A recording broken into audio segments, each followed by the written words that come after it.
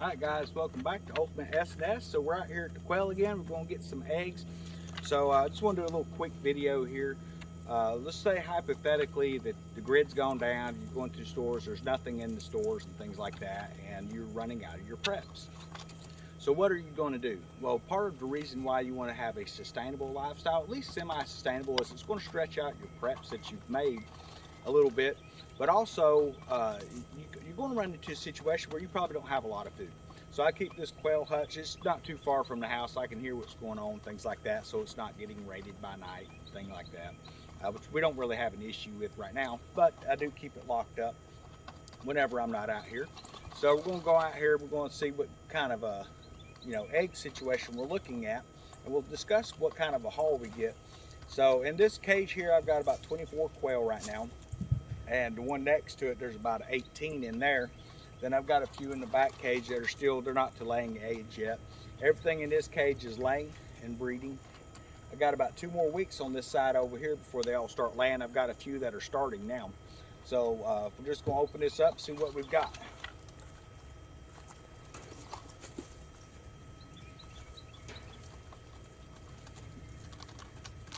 Now when you're doing this, if you put litter in here like what I've got, I'm just using straw, you're going to run into a situation where you might have to hunt for your eggs.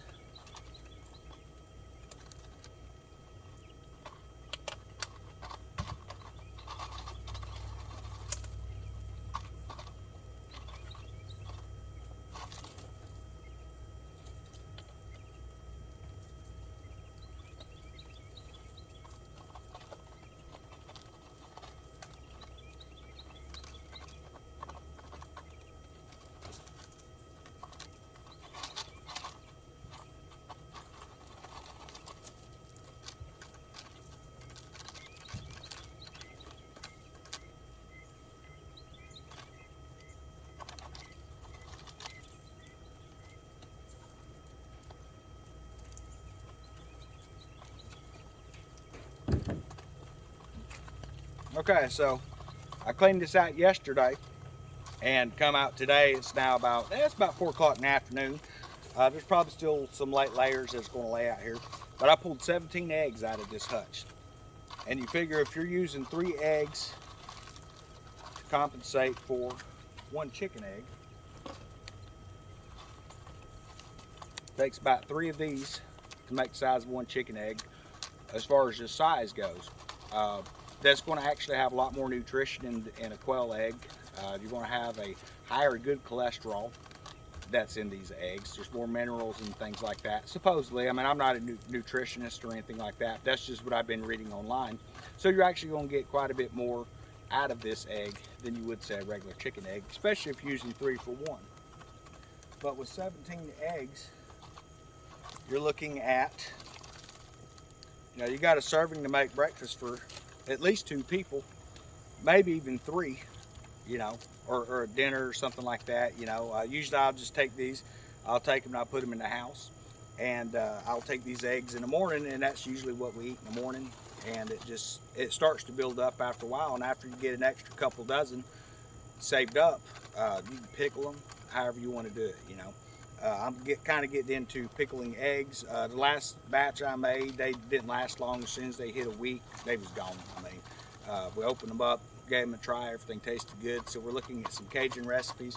The next time I make pickled eggs, I'm actually going to try to get the video camera out and actually video the process of, I'm going to try something different with the peeling. They say you can actually soak these in vinegar and it'll actually take the shell off, and then you just remove the membrane. So I'm going to give that a try, because these are a pain in the butt to peel. I mean, they really are, especially if you've got larger fingers and stuff. But yeah, so hypothetically, if there wasn't a lot of food around, this is at least 1, almost 2 meals, because you could actually scale it back. You're looking at a couple meals just in a day that you're getting that's sustained. You're not having to get in your preps for. Then we'll be taking a lot of the stuff that's under the pen, a lot of the manure and things like that. And then we'll be coming over here, and I'm getting the garden area ready. So then you're going to have your fresh vegetables and stuff like that. There's not a lot you can plant in the wintertime, but if you start your garden now, like what we're going to be doing out here, you're going to be tilling up a lot of the roots And the frost, when it starts to hit the ground, is going to kill a lot of the weeds and things like that. So then we can actually get our soil tilled in, you know, the manure and different things like that.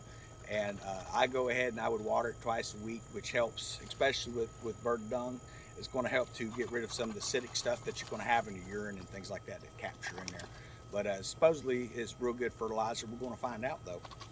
But you know, while you're prepping and getting everything ready for, you know, if something bad does happen, and it's going to come to that at some point, you know, whether or not the stores run out of food, we see that they seem to be, you know, I don't know with that shipping or what's going on, but you know, right now the situation is, if you're not going and getting this jab and all this other stuff, you're going to be counted out of being able to shop in some of these stores. You know, state where I'm at, Florida, I don't think that's going to become an issue, at least not anytime soon.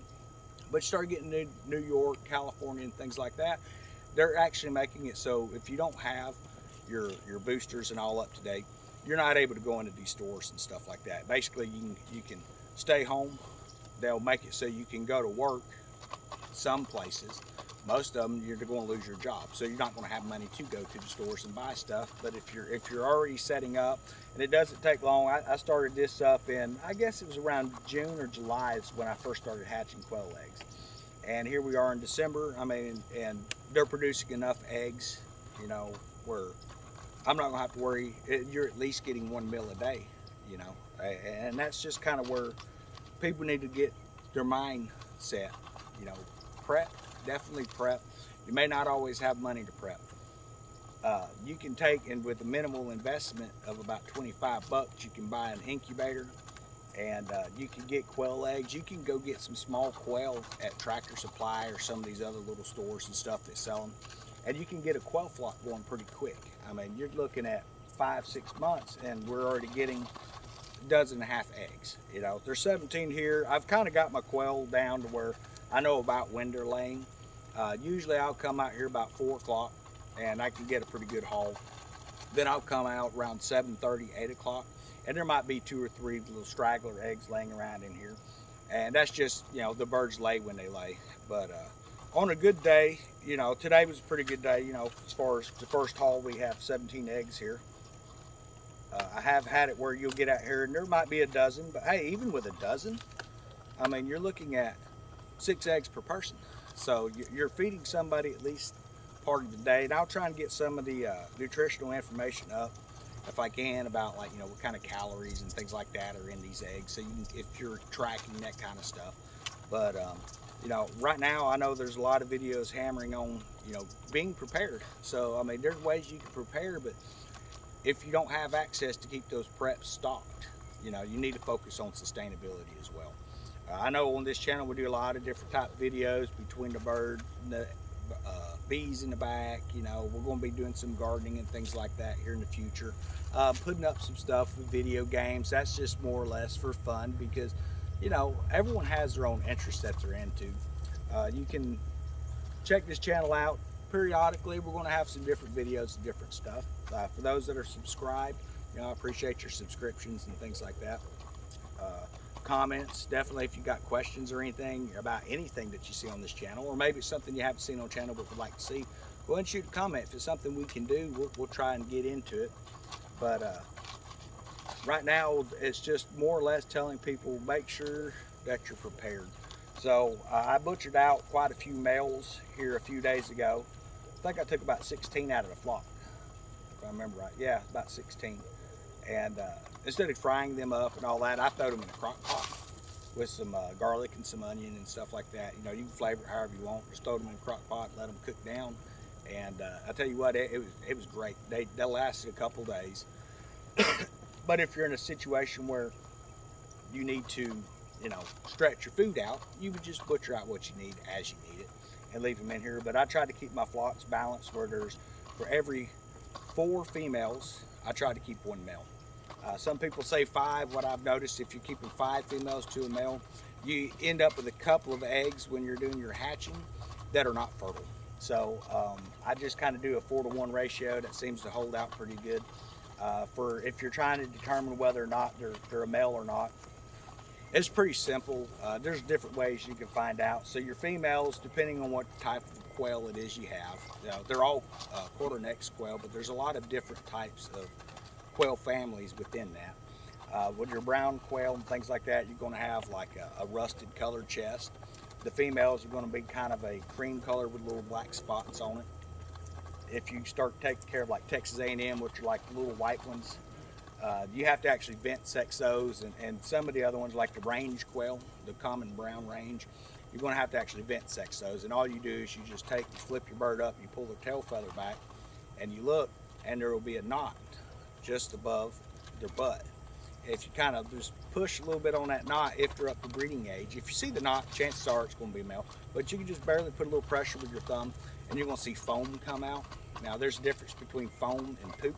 So if you see poop come out, okay, it's poop. If you see a foam come out, then that's a male. If you don't see that knot on the back, chances are it's a female. It takes about 4 weeks for you to be able to vent sex these birds. Sometimes 6, depending on what particular type of bird you've got. But we can try and do some videos of that in the future. They don't really like being vent sexed, I can tell you that.